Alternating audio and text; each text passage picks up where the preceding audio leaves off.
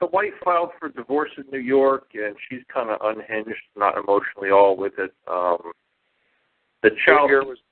What year was that in? That was in 2012, but she's finally taken it to court because the settlement's not working out because I'm not bailing all of the man. But I'm temporarily making a pretty high salary because I got a contract, and that's running out shortly. And I don't really have any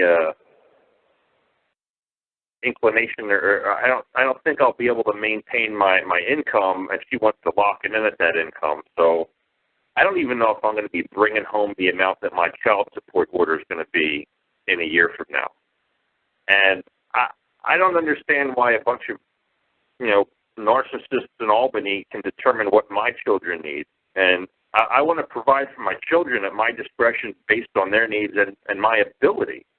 I mean, I don't want to shortchange them, but I don't see how a judge has the authority to do this, or to basically divorce me, at least not in the book I read. And I'm wondering, did you sign any parenting plan? No, I haven't signed anything yet. You guys went to court. Did you put anything into the court? No, well, she put her complaint in the court, and I got a lawyer because I didn't know what the hell anything was, and from what I saw, it was really one-sided and ridiculous. But yeah, we've been going back and forth, and she just had enough with us going back and forth, and wants the judge to basically hammer me. So okay, so every time you put something into the court, your attorney prepares it and you sign it. Right. So you can't say you haven't signed anything. No, we had a preliminary hearing. Okay. So there's no parenting plan that's been put into place. Right. It sounded like you had water running when you were first starting to describe, and so I missed some of that. But 2012, was that correct? Yeah. Okay. And what stage are you at now? How long before are you guys going to trial for the final decree, or did you guys agree on something? Yeah, we're not going to agree because she's a little off the wall, but over controlling, etc. Is there a trial date set? Yeah, it's in 3 weeks.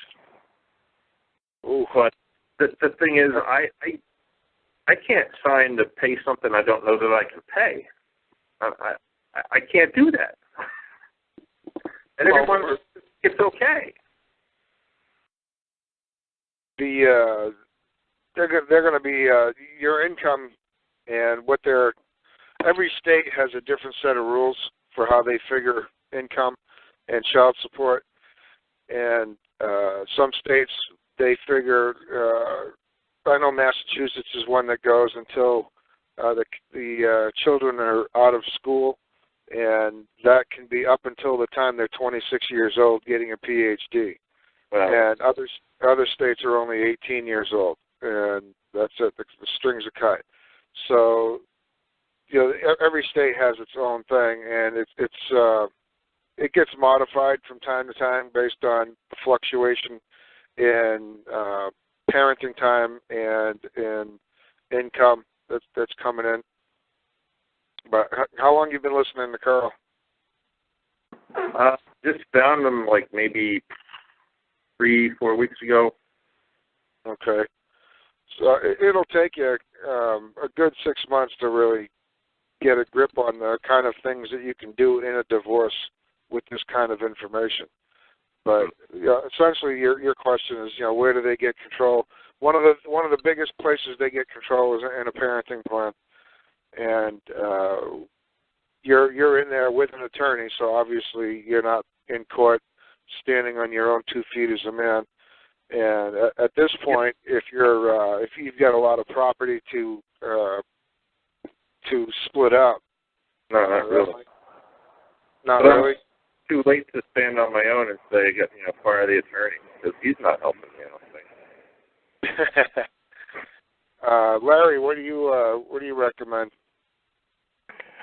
Well, That's what I was sitting here thinking while he was talking about that. And hey, Mike, I muted a lot of you other guys. Mike, John, Mike goes one. I muted you guys also. So if you got anything you want to inject, go ahead and fall in. Run there. I muted you also. But yeah, you definitely want to. First of all, let me ask you this: how many weeks you said you've been, paying attention to Karl's method? Maybe 4. I mean, I've been looking at everything, like, Carl Miller, Bill Thornton, following Dean Clifford, like looking at everything, and just Karl's makes so much sense, and it's just simple and not bogged down in the weeds, and because I just seen that everything else that just was too complex and didn't really work anyway. But this resonates with me, but yeah, I haven't gotten too much of it. Okay. Well, and once again, because I really wasn't paying attention, I was on the board on the chat, and I don't want to sound redundant, but because I was listening, you and Gus was talking, but if you can repeat it again for the ones that's listening along with me. Now, you saying you're going through a divorce that your ex-wife is hammering you on, right? Yeah, she pretty much wants to punish me, yeah. But even then, if it was just what the state formula is, I did some military service, so that elevated my income. Then I got this job after that is going to be ending shortly. So I was trying to find a job for like 60% of what I'm making, and it's slim pickings. I don't even know if I can do that. And what state are you in? The divorce is in New York. I'm in D.C. Oh, okay. You want them across town. Yeah, and it's hard to try because see,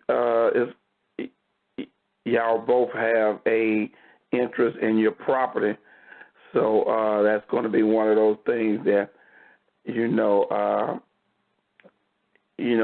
going to be one of those touch and go type things.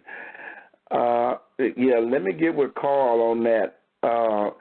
Mike, I see some of your guys on the call. Mike, you got anything you want to input on that? John?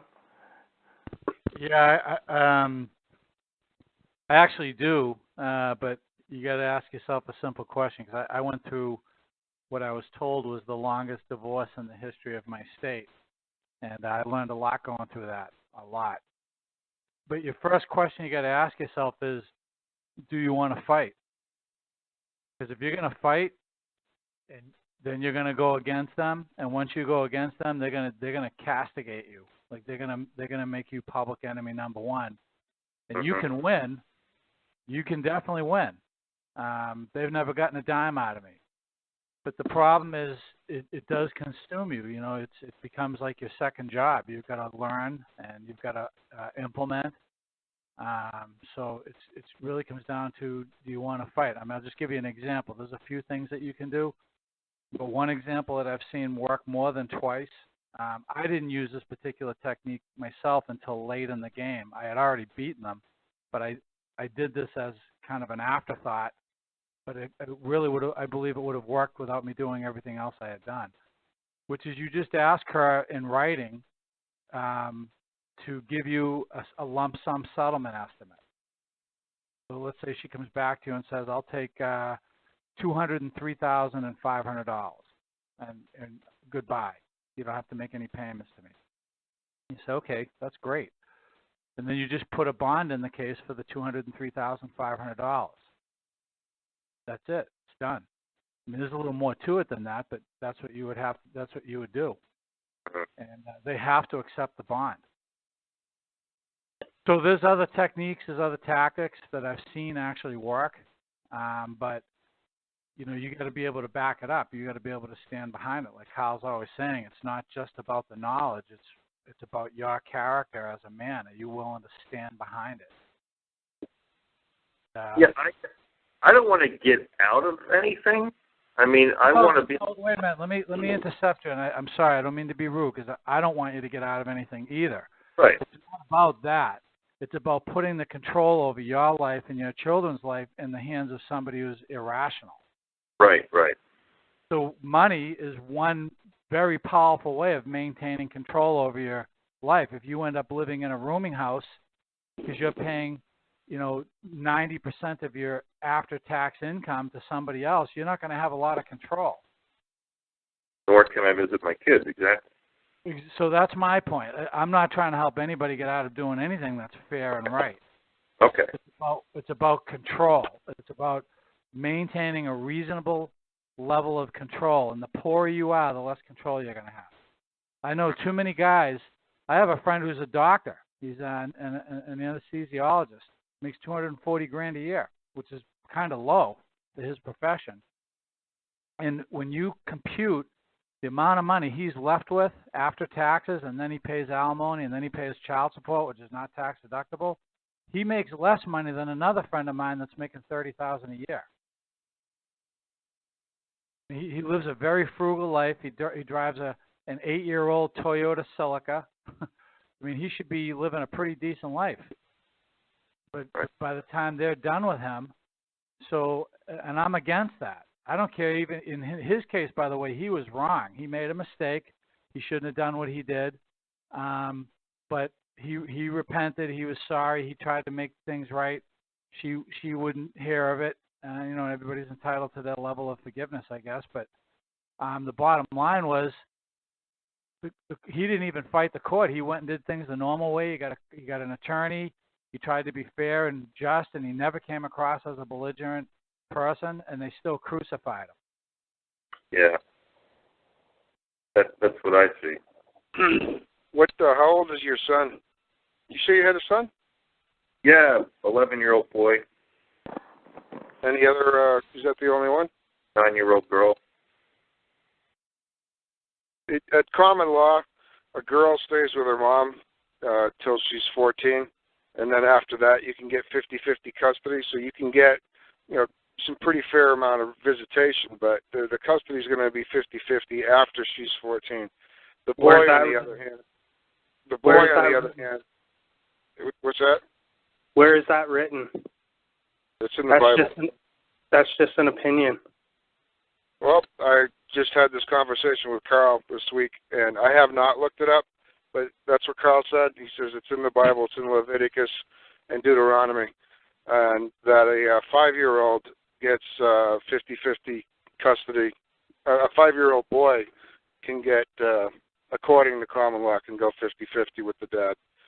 So, if you got trial coming up in 3 weeks, and you don't have a whole lot of time to learn all the possibility that, all the different ways of handling this, but every state has a very strict way of dealing with things. Staying away from a guardian ad litem or any other third-party opinions is extremely important, because if it's your word against hers, the court has to go with the, with the statutes, the codes, whatever's written.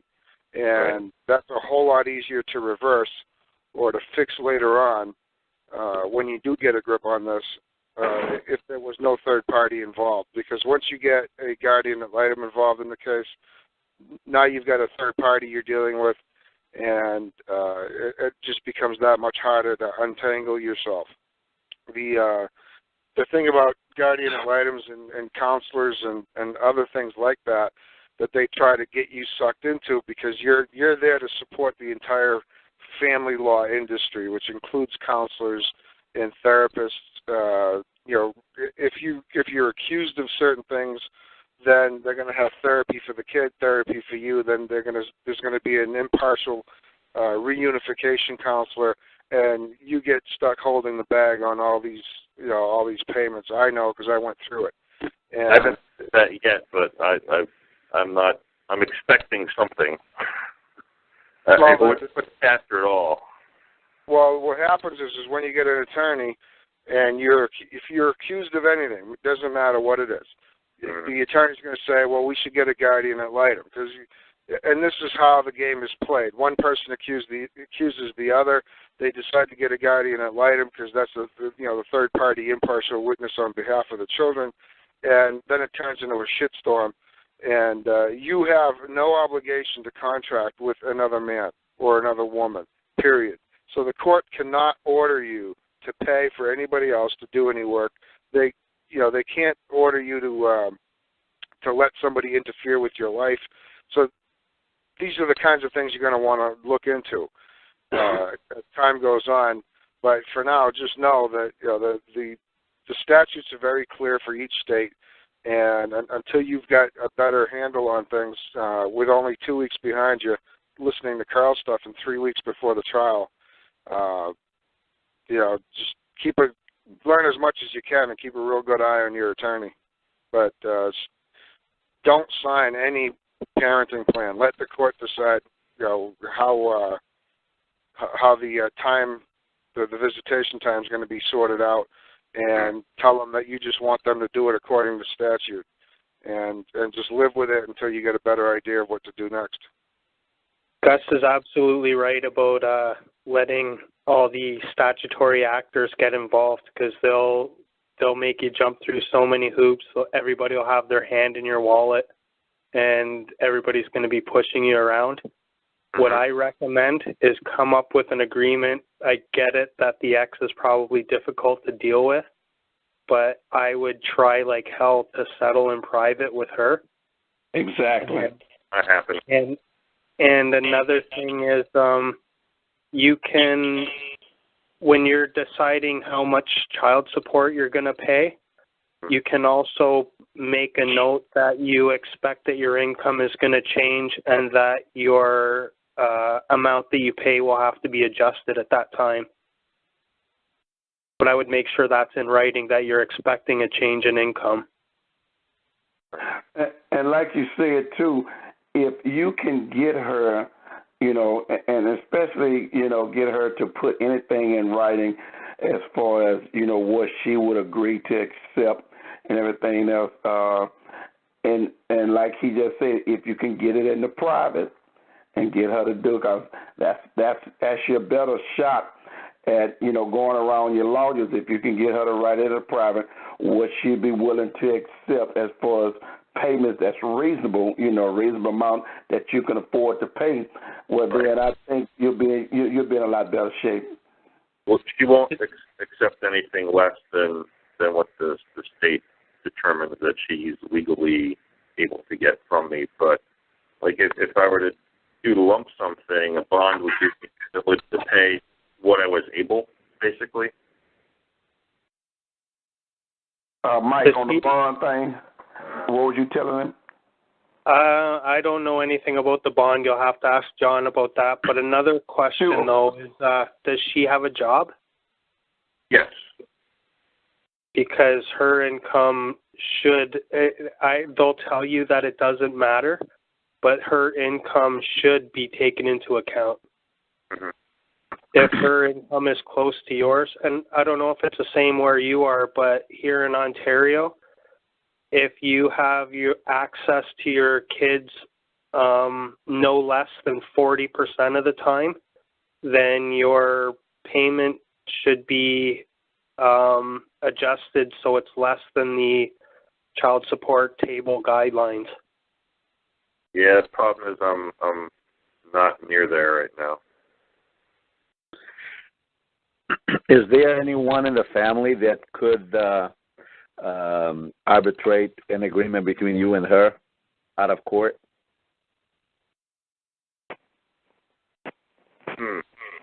Possibly. Like a pastor or a priest or a rabbi, somebody you both... A grandmother, a father-in-law, somebody. Yeah, probably like the mother. It can go between you two and try to broker an agreement out of court, so that mainly using the thing of dragging this whole thing through court and paying all kinds of money to attorneys that could go towards the children. And broker an agreement, and then both of you tell the court, hey, we've decided to settle this on our own, and get rid of the attorneys and write something down and sign it and stick to it. Right. And no matter how much it hurts, be so nice to her that you make yourself puke. Right. Bingo. Be very, very, very polite to her and very honorable. Don't make any snide comments whatsoever. And definitely don't threaten her at all. And let me say this too, because one thing that women don't get enough, from men, especially after, let's say, guys that I know going through divorce, let's say they messed up. I've encouraged them to say, hey, look here, you messed up. I mean, if you got to beg, only one going to know you who's begging is you and her. Beg, plead, whatever it takes to get you and her to work something out in the private, because I'm going to tell you, you're going to benefit a lot better if you can work it out in the private and without letting the lawyers and everything else get in there and put their foot to it. And once y'all make an agreement, you can file it with the courts and everything, because the courts is going to agree whatever. If y'all agree, the courts is not going to buck your agreement. They normally go along with it. That's why it's imperative that if you can get the mothers or the grandmothers or whoever can intervene, just like the guys just told you, I mean, man, it will go a long ways to settle that issue, because it would make a difference. Because, man, one of the worst things in the world to do is to catch a young lady when she's scorned. And I'm quite sure a lot of women on the call, and once they get scorned, oh, man, I mean, it can be very, very, very upsetting to you. So this is family money that, instead of going to the attorneys, your money and her money could be going towards the children's education. So that would be a good way to approach it, and just come up with some kind of agreement and go from there. One good way to do it is do it as a percentage of your income. And if your income goes down, then, it's the same percentage. If it's 40% of your income, you're making $100,000 now, you start making $60,000, it's 40% of that. And all you got to do is show, your paycheck or income returns or whatever to the other, the mother. And that's the simple way to do it, because this thing is going to hurt you, and it's going to hurt the children, and it's going to hurt her too. Yeah, that way. You propose to get a third party. You could go to your wife, and you could say, I'd like to agree on a third party to be a trustee of the entire marital estate. So somebody that you guys mutually respect, and you could turn over all the control to that person, as long as it's. And that will reduce any potential conflict as well. Right. Some of the courts, I know the courts up here in Massachusetts, they have alternative dispute resolution, and they're actually supposed to offer that to everybody. And most of the time you don't even hear of it. You might have something like that, down in New York or wherever you're at. But that's going to be a lawyer, a retired judge, or a judge on the side, some kind of a bar member usually. I'm saying if you can't come to a private agreement, then that might be a good alternative. And another thing to think about too is, I get that the word reasonable is ambiguous, but if you're making reasonable offers and she's just flat out refusing, then she's the one bringing the controversy. You're being honorable and trying to offer a settlement, and if she's just flat out refusing, it makes her look bad. Right. And I don't know how good or how bad you guys get along, but just something to think about. If she's saying you're a bad parent and you're saying she's a bad parent, the state's going to jump in and snatch your kids. So always remember that when you think you want to be an asshole. Right. Okay, Skyrod, let me say this now. You got quite a few, opinions in there. I mean, these guys that offer their opinion are guys that's been, in this process for a while, and they're giving you not professional advice, but they're giving you, things that they would do, if they was in your situation. So no one's on the call is giving you any professional advice, just giving you their opinion. So and we got to say this for, we got quite a few people on the call, so we just want to make sure this is not only for you, this is for everyone else that's on the call, that the guys like Mike and John and Gus and all these guys are just really giving you their opinion on what they would do. So, but anyway, hold on, stay on the call. Gus have his call on Wednesdays, and you might want to get on that call and get some follow up on that, because Gus have his, he will be able to answer some more questions on that. And hopefully we got to the root of your question, and we're going to move on to some other callers. And if you stay on the call, put your hands up. We'll come back to you, Sky. Larry, one more thing I'd like to share with him. Okay. Wouldn't be a bad idea for him to at least put a little baggage on his approval of the attorney. By that I mean, whatever you sign, you should sign it without prejudice.